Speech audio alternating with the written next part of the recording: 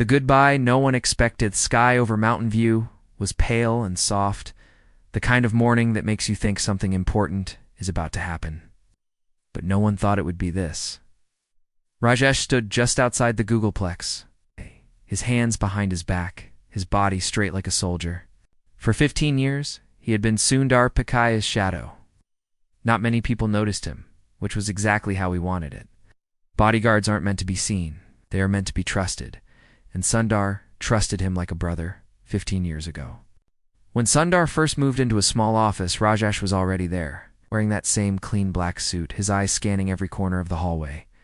They'd both grown together, in different ways. Sundar rose to lead one of the most powerful tech companies in the world. Rajesh stood quietly beside him, saving him from threats no one ever heard about. And now, this morning, it was all ending. Didn't see it coming. A white envelope was handed to him by a man he didn't recognize.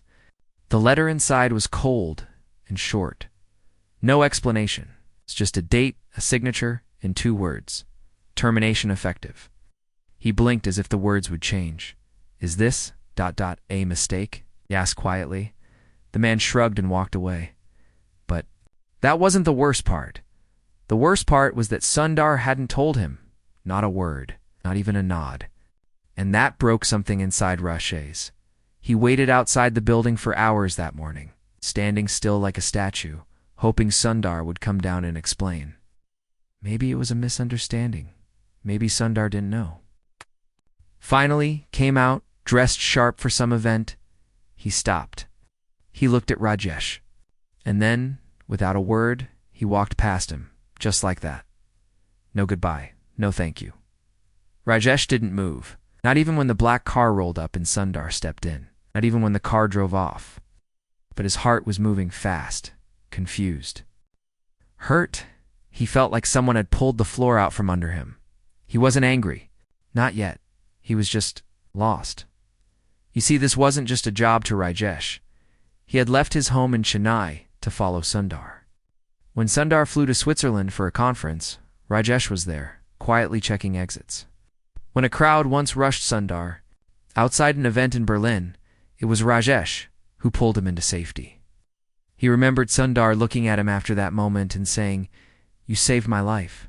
And now he wouldn't even say goodbye. It didn't make sense. That night, Rajesh walked through the city alone.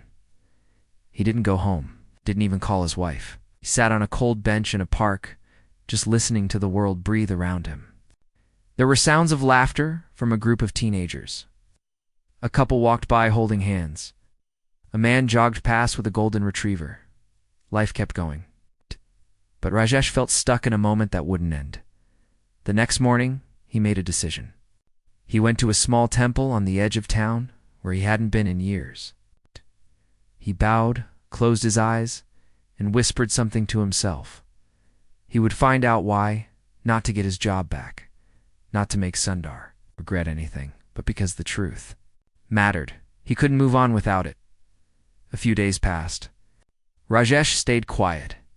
He didn't tell anyone what happened, just started watching, listening, asking questions in places where answers usually hide. And that's when something strange happened. A message appeared on his old work phone. One. That should have been shut down. It was from someone named E, no number, just the letter. And the message said, "He didn't want to fire you. Meet me. Tonight, alone." Rajesh stared at the message for a long time. Was this a prank? Was someone playing with him? But something about the message felt serious, real, and more than that, it felt urgent. The meeting place was an empty rooftop near the bay. The air was cold and the sky was full of low clouds. He waited. Minutes passed, and a voice behind him said quietly, "Don't turn around." Rajesh didn't flinch. The voice was calm but intense. "You don't know who I am," the voice said, "but I know who you are, and I know what's been done to you." It wasn't Sundar. Rajesh stayed silent. The voice continued. "Someone higher made that decision. Someone with more power than you think." And then the voice added something. That made Rajesh's stomach twist. "And someone very dangerous is watching you now." Before Rajesh could say anything, the voice was gone. He turned, No one was there, just wind, just silence, and a small white card on the ground where the stranger had stood. He picked it up. It had 3 words on it. Go see Elon.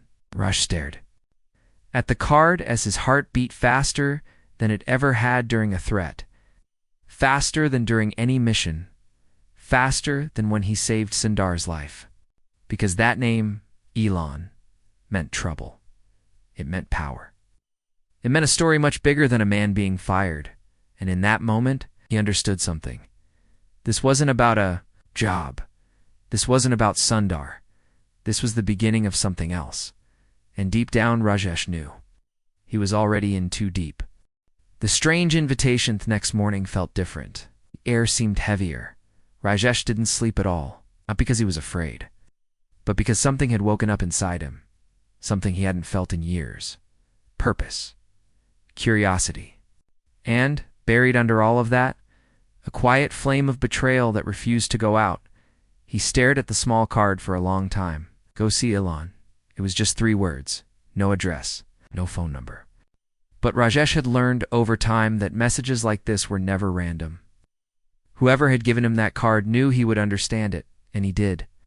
Because months ago, during a private summit, Sundar had received a strange package. Rash remembered it clearly. Inside was a metal key with the letter X on it. No note, no context, just that key. Sundar had shown it to Rajesh with a puzzled look, then locked it away in a small drawer in his office. That drawer was now locked forever. But Rajesh had a copy of the building's master key. He didn't like breaking rules, not even old ones. But this felt different. This felt like survival. That afternoon, while the Googleplex buzzed with people pretending everything was normal, Rajesh slipped inside one of the older offices. No one noticed. No one ever did.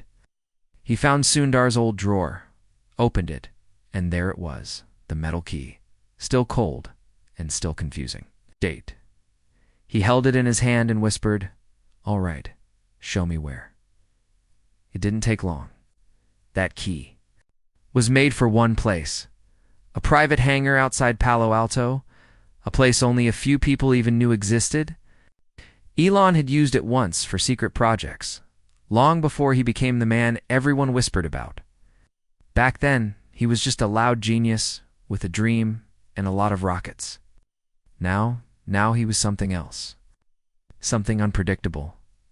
Rajesh stood at the edge of the hangar just as the sun was starting to set.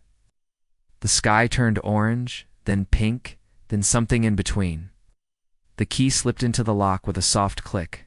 The door opened slower than expected, as if the building itself had been asleep for a long time. Inside, it was quiet. The air smelled like dust and machine oil, and then, out of nowhere, us.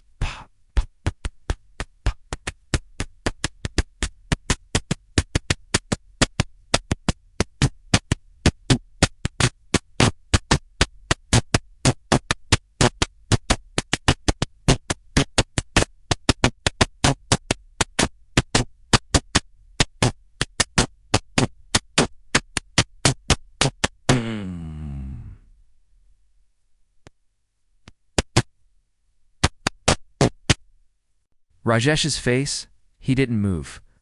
A voice came from a speaker on the wall. It was deep, a little playful, and somehow familiar. Either you're brave or stupid. I like both. Rajesh didn't answer. The voice chuckled. You came for answers, didn't you? The voice said, Good. First let me ask you something. Do you think Sundar betrayed you? Rajesh took a deep breath. His voice was calm. Don't know anymore. Then you're smarter than I thought, the voice replied. A side door opened slowly. Rajesh stepped in. The inside of the hangar looked like a lab from a science fiction movie. Old rocket parts were stacked against the walls. Drones floated silently in the air, scanning him. And in the center, sitting at a round table with a coffee cup in his hand, was Elon Musk. He didn't smile. He just stared at Rajesh like he was looking at a puzzle. 15 years, Elon said. That's a long time to guard someone. Earned it, Rajesh replied. Elon raised an eyebrow. Did he? The silence between them grew heavier. Ilan leaned back in his chair and took a slow sip of coffee. You think this is about a job, don't you? Ilan said. You think you were fired for some reason?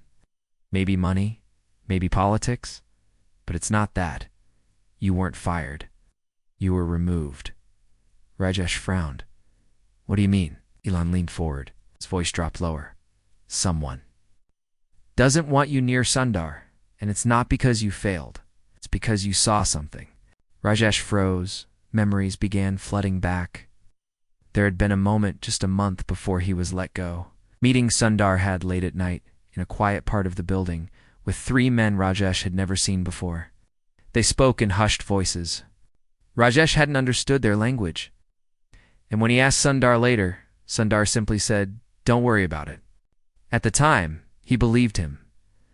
Now, he wasn't so sure. You're saying I was a threat? Rajesh said quietly. Elot nodded, yes. Not to Sundar, but to what he's caught up in. Rajesh sat down slowly, his thoughts racing. This wasn't about a mistake. This was about control, about secrets, and maybe even danger. Ilan slid a file across the table. Inside were photos, documents, flight logs, some with Sundar's name on them. Others with names he didn't recognize. What is this? Rajesh asked. Evidence, Ilan said. You'll understand soon. Rajesh felt his pulse rise. Didn't know if he could trust Ilan, but he had no other way forward. The door behind him locked shut with a soft hiss. One more thing, Ilan added. You're not the only one asking questions. Someone else is looking for the truth. Someone close to Sundar. If they find you first. Things could get ugly. Rajesh looked up. Who? Ilan's voice was quiet now. His daughter. Rajesh blinked. He has a daughter. Ilan smiled faintly. Not many people know that. Rajesh could ask anything else. The lights in the hangar cut out. Everything went dark, except a blinking light on the table. A message appeared on a small screen. It said, "She's coming." Rajesh stood up, his body tense. Outside, the wind began to howl against the old walls of the hangar. Something was shifting. Something big. Not suddenly, for the first time in years. Rajesh felt something close to fear. But he also felt ready. This was no longer about getting answers. This was about protecting someone again. Someone new, and maybe saving Sundar from something even he didn't see coming. The girl with no past wind outside the hangar had teeth that night, sharp and cold. Rajesh stood motionless in the dim light, staring at the screen that had just flashed a name he wasn't expecting, Sundar's daughter. He had spent 15 years by Sundar's side, and not once had her name been spoken, not even in passing. It was as if she had been erased or hidden. Rajesh had been trained to stay calm in any situation. Guns, bombs, crowds, chaos. But this was different. This wasn't a threat he could face with his fists or instincts. This was something deeper. Something personal. The lights returned slowly, one by one, humming back to life like a machine waking from a long sleep. Hangar was empty again. No Ilan, no guards, just silence. A small black notebook left on the table. He opened it. The pages were filled with sketches, maps, coded messages. And on one torn page, scribbled in fast handwriting, was a name, Leela, followed by an address in downtown San Francisco, and a warning underneath. Do not approach if she is with them. Rasha didn't know who them were, but he knew he was going. To that address, he left the hangar with the notebook in his coat pocket. The air outside felt heavier now, like the world had shifted just slightly. Like something was watching. He didn't take the main roads. He moved through the side streets, the quiet parts of the city, places where people kept their heads down and didn't ask questions. By the time he reached the old apartment building, in the Mission District, the sun was just starting to rise behind the skyline.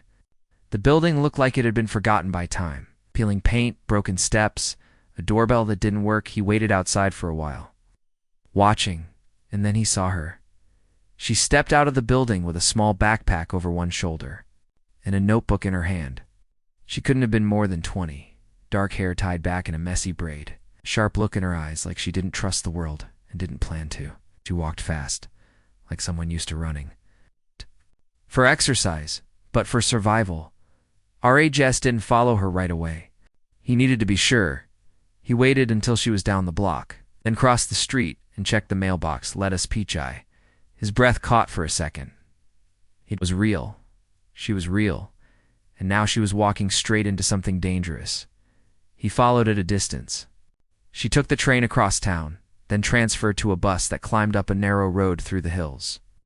Eventually, she got off at a strange stop, a broken-down tech warehouse with shattered windows and no signs. It looked abandoned. She knocked twice on the door it opened, and she went inside. Raj felt something twist in his gut. He didn't know what was inside that building, but he knew she shouldn't be there, especially not alone. He waited 5 minutes, then walked up to the door and tried it locked. He circled around back, found a window just big enough to squeeze through, and dropped inside. What he saw stopped him cold. The warehouse had been turned into a lab, not a clean, official one. This was something underground. Screens everywhere, wires hanging like vines, and a group of people standing around a table with strange equipment. And in the middle, strapped to the table, was a machine that didn't look like anything Rajesh had ever seen. It looked alive, and standing beside it was Layla, her hand resting gently on its side. One of the others, a man with silver glasses, and a tight voice spoke. "She's ready. The prototype is stable, but we need more of the original sequence. You said your father had access." Leela's voice was calm but firm. "He destroyed it." "I saw the files myself. Are you sure?" the man asked. She nodded. "He burned it." "All of it. After what happened to my mother?" Rajesh flinched. "Mother?" "Another secret." He leaned closer, trying to hear more, but he knocked over a small can behind him. It clattered to the floor. Every head turned. Leela's eyes locked onto him immediately. "Who are you?" she shouted. The others reached for weapons. Rajesh stepped out with his hands raised. "I'm not here to hurt you," he said quickly. "I knew your father. I protected him." She stared at him like she was reading every thought in his head. "That's not possible. My father told me his bodyguard died years ago." Rajesh took a step closer, his voice softer now. "He lied to protect you. It's like he lied to me." For a moment, no one moved, and then someone behind her shouted, "He's marked." Before Rajesh could react, a red light hit his chest, a small laser from one of their scanners. The man with the silver glasses looked furious. "Get him out of here now." "Wait," Layla said. "Let him speak," but it was too late. Someone hit Rajesh in the side of the head with something heavy. The room spun, colors blurred. Then everything went black. When he woke up, he was somewhere else. A cold metal room, alone, no windows. One door, and on the floor beside him, the black notebook was gone. In its place was a new card. A different one. It said, "You have 3 days. Then we all burn." Rajesh closed his eyes, pain shooting through his skull. But it wasn't the hit that hurt most. It was the realization that whatever Sundar had buried long ago, whatever secrets he had sworn to keep were now waking up, and they were hungry. The burn file when Rajesh opened his eyes again. It was not time that had changed, it was him. His body ached. The room was freezing. The walls seemed closer than they were before, like they were leaning in to hear his thoughts. He touched the side of his head, felt dried blood, something sharper underneath. A small implant, warm against his skin. Someone had tagged him.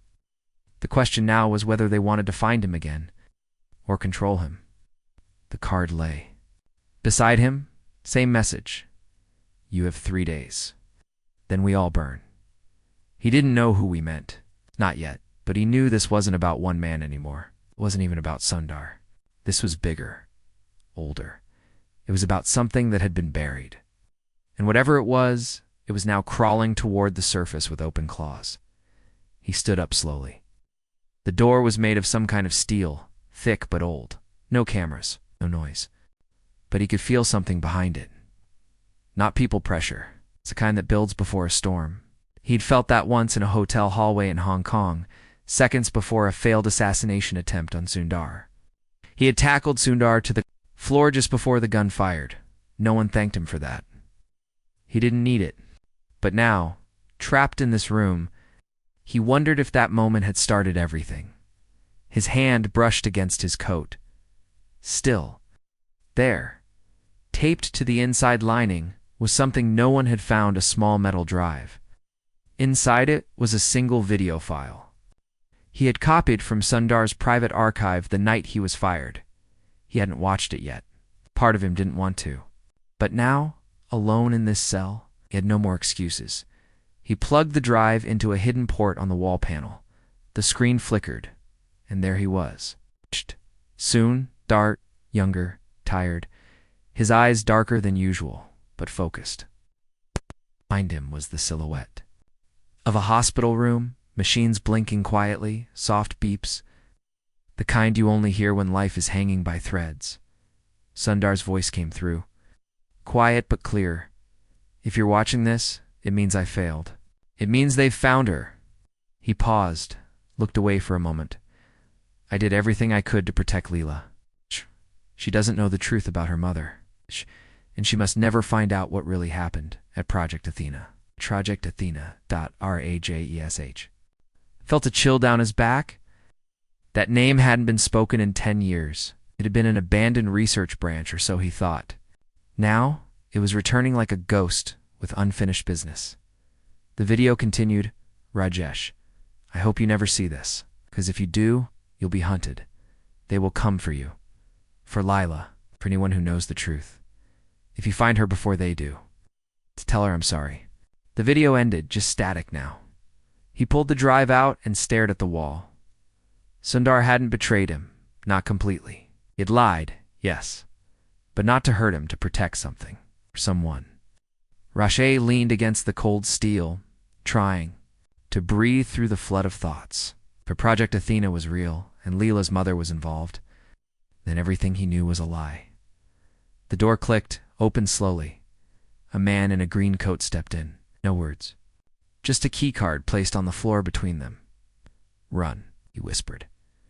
And then he was gone. Rajesh didn't ask questions.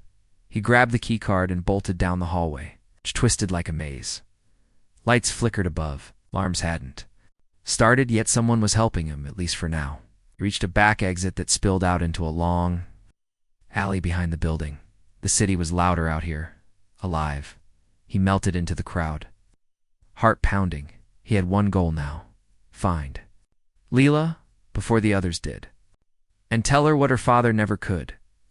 He made his way to the only place that still felt safe, an old contact safe house near Chinatown. Inside, he stitched up his wound, drank black tea that tasted like rust, and started piecing together every clue he had: the notebook, the implant, Project Athena, and now the burn file of the video Sundar had hoped no one would ever see. He didn't sleep that night. Instead, he traced every step Layla might take. The girl had gone underground again, but she wouldn't stay hidden for long. She was too bold, too much like her father. He finally found a lead from an encrypted message hidden on a hacker forum. A message only someone with access to the Athena files could decode.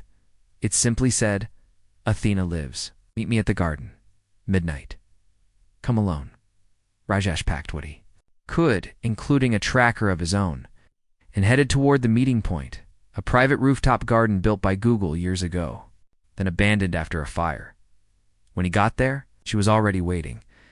Leela stood near a broken fountain, arms crossed, moonlight painting her face in silver.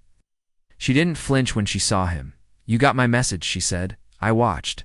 The file, Rash replied, her jaw tightened. You weren't supposed to. Neither were you, he said gently. She looked away, eyes heavy. He wasn't just protecting me. He was hiding from something, from himself. Rajesh stepped closer. Then let's find out what he was running from. She hesitated, then nodded, but before they could speak again, a sound split the night, a low electric hum, followed by something terrifying. 3 figures dropped from the air, silent as shadows.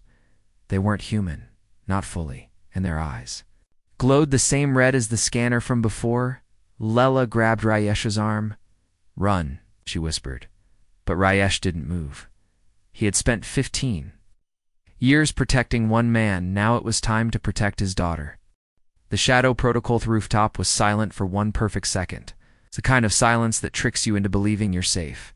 Then the air cracked. The three figures moved like water wrapped in armor. Not machines, not people. Something. In between? Their faces were smooth, with no mouths, no noses, just glowing red circles where eyes should be. They didn't walk, they glided. Lay pulled Rajesh backward behind the broken fountain. His breath caught in his chest. He had faced armed men before, trained killers. But this was something else. What are they? Didn't answer. Instead, she pulled a small device from her coat, no bigger than a coin, and threw it to the ground. It pulsed blue and spread a light mist around them. Rajesh felt his skin tingle. Smoke won't stop them, she said. But the tech in this will make us invisible to their sensors. For 90 seconds, and after that, we run. The figures scanned the area with smooth movements. One turned its head toward their direction, but then drifted past, like a blind shark in open water. Rajesh held his breath. He counted in his head. 90, 89, 88. Time crawled like a wounded animal. Lela grabbed his hand. Now they moved fast, quiet. Down the emergency stairs, past twisted pipes and shattered lights. When they reached the street, the city felt louder than ever. Cars' voices, neon signs, life moving like nothing was wrong, but Rajesh knew something had changed. Those things weren't just hunting Lel, they were tracking anyone connected to Project Athena, and now he was marked. They ducked into an old bookstore 2 blocks down, one of Leela's safe spots. She knew the owner, or at least she claimed to. The man at the front barely looked up as they passed. In the back room, behind a shelf of Russian science fiction, was a small trapdoor. They dropped through and landed in a crawl space beneath the city. Rajesh wiped sweat from his face, his pulse still racing. How long have you been running from them? Leela sat down against the wall. 3 years, she said quietly. Your father said they'd come if you ever got close to the truth. She looked up at him, her eyes tired but burning. Then we're getting close. Rajesh reached into his coat and took out the notebook. He flipped to a page he hadn't noticed before. The ink was faint, but it was there. Coordinates, buried under old journal entries. It led to a facility near the edge of the Mojave Desert. Government land. Sealed off. Forgotten by most, but not forgotten by Sundar. Not forgotten by Leela's mother. And not forgotten by the machines. This is where it started, Rajesh said. Leela took the notebook and stared at the coordinates. Project Athena wasn't just an experiment, she whispered. It was a weapon. My mother didn't die. She disappeared. And I think they took her. Who's they? Rajesh.Lela looked up, her face unreadable. The Shadow Protocol. That name dropped between them like a stone in water. Rajesh had heard it once, years ago, in a conversation he wasn't supposed to hear. A protocol designed not to protect, but to erase people. Memories, records, a final failsafe. To bury any project that went too far, and Athena had gone too far. Lela stood. We leave now. We go to the site. I need to know if she's alive, and you. She paused, looked at him with something between respect and worry. You don't have to come. Rash didn't blink. I already chose to protect you. She nodded. Just once. And for the first time, something softened in her eyes. They moved fast. A contact of Leela's in Oakland had a modified car, low-tech, grid, invisible to most tracking systems. They left the city behind as the sky turned gold and the land grew dry and wide. California stretched before them like a forgotten memory. During the drive, Rajesh watched Leela. She stared out the window, but he knew she wasn't seeing the road. She was thinking of her mother, of answers, and maybe of the father she barely knew. He wanted to tell her more. But part of him knew the truth had its own clock. It would reveal itself when it was ready. They arrived at the coordinates just as the sun began to drop. The place looked like a graveyard for secrets. Fences rusted. Buildings caved in. Security cameras half buried in sand. But under the dust, Rajesh could still feel it, the hum, the echo of something unfinished. They moved toward the central building. The door was sealed, but Lila cracked it open using a device made from parts of old phones and a melted smartwatch. Inside, the air was stale. The light flickered to life, revealing a hallway lined with metal panels and long-forgotten screens. They reached a room labeled Lab 03 inside. It was empty except for one thing, a chair, and in that chair, connected to wires and blinking monitors, was a woman, not dead, not quite alive. Breathing, hooked into a machine that hummed with strange, quiet power. Eliella froze. "Mom," she whispered. Rajesh stepped forward, but the lights above flashed red.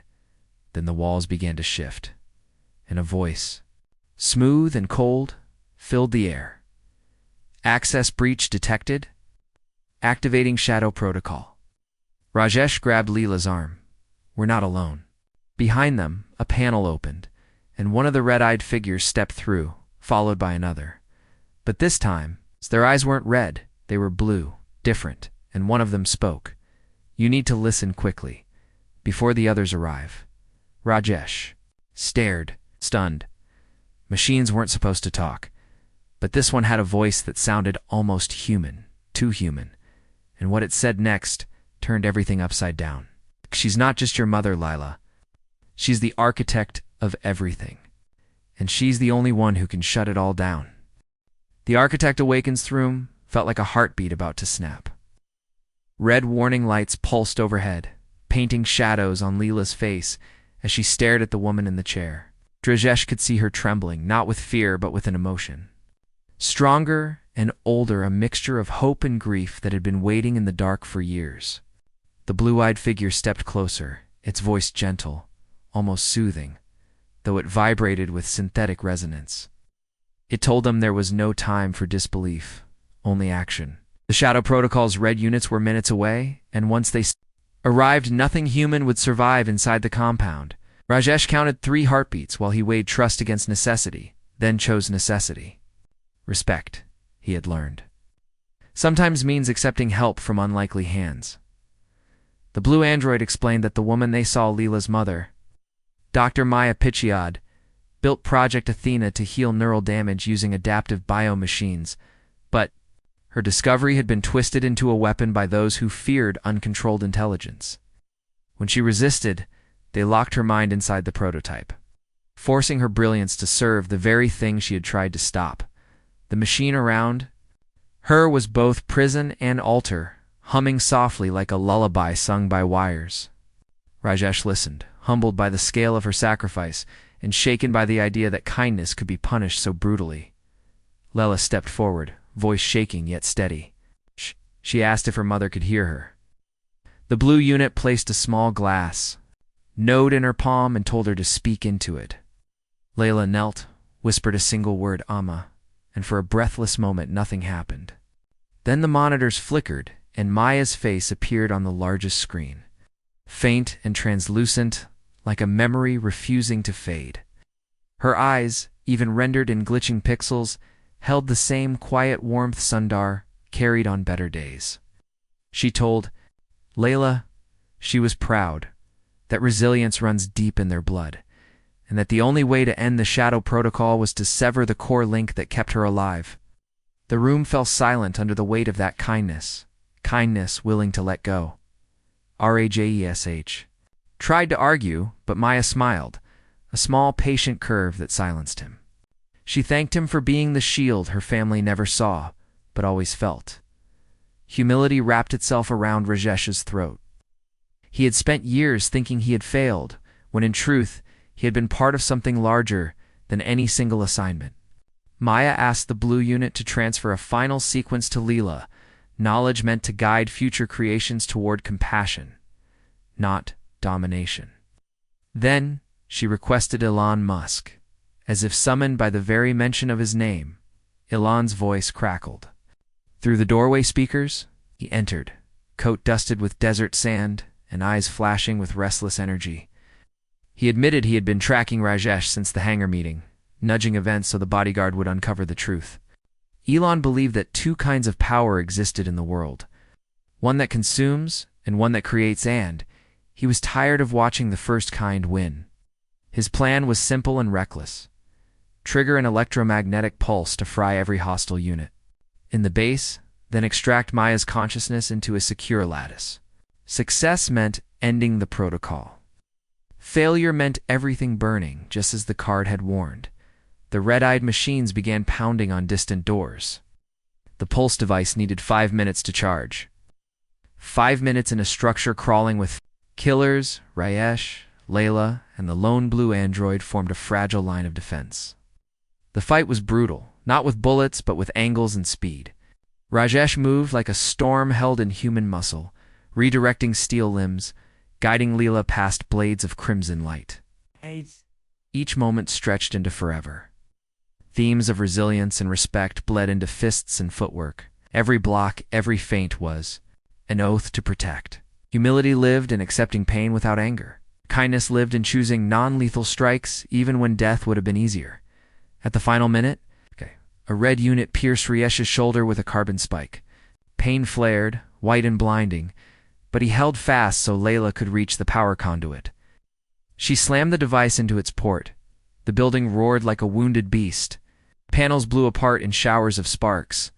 Maya's monitors glowed pure white, then exploded into cascading code. Rajesh felt the spike leave his body, felt blood warm on his side, but also felt something gentler, a pulse of wind, almost like a sigh of relief running through every hallway. Then silence. Real silence. The red eyes dimmed one by one, tiny suns snuffed out. Elon sprinted to a portable drive, praying the extraction program had finished before the pulse. The drive's indicator light blinked faintly, alive. In it, Maya's mind now floated a library of empathy and invention waiting for dawn. Leela cradled the device to her chest, tears carving new lines of purpose on her face.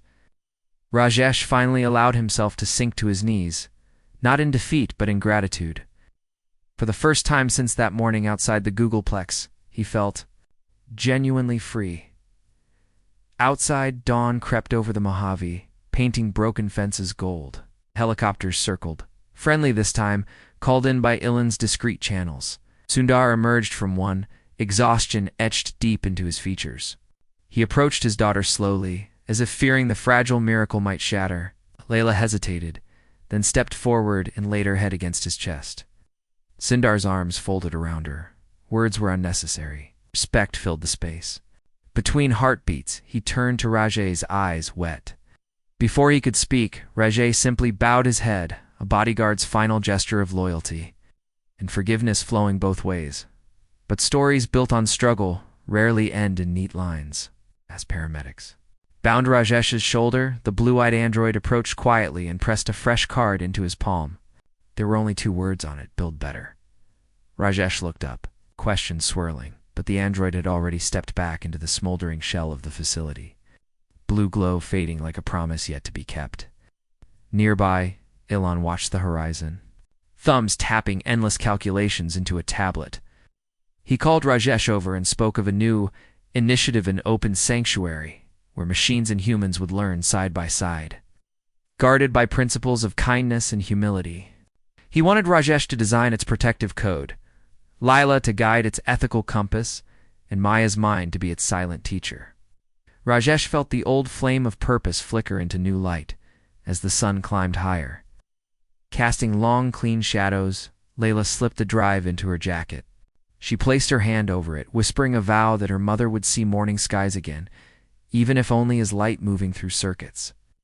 Rajesh joined her, their silhouettes mingling on the cracked concrete, both aware that healing often begins. Where endings refuse to stay final, far behind them, deep under the debris, a lone red optic flickered and went dark, or so it seemed. Because somewhere inside that cooling metal, single line of dormant code whispered awake, carrying a faint echo of Maya's heartbeat merged with something unfamiliar. And as a gentle desert wind swept the dust into new patterns, Rajesh felt a low hum in the implant behind his ear, followed by a voice he knew but could not name, saying very softly, "Hello again." The future, it seemed, had only just opened its eyes.